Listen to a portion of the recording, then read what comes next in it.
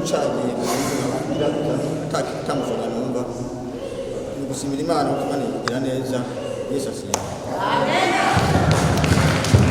Amen. Zewe nakunde naragwaye kesi babara mu mubiri aba bakozi b'Imana basengera ku radio iyi nyene eka n'abandi bose ndabasengera intara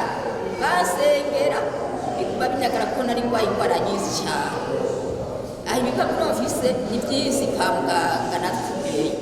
kugera aho naza mu masengesho none ubu haheze imyaka ibiri zanaza mu masengesho aha niyo namukurikiye yasengera ku radio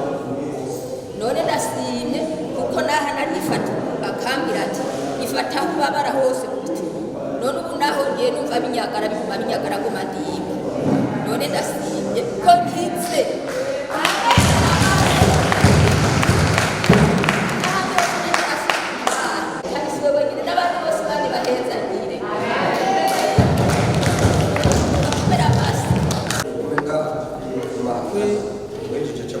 ndashimira Imana ikintu kimwe cya mbere muri aya jewe narambuga mu muryango isigaye n'imetero 200 haza ikintu gihawe umutima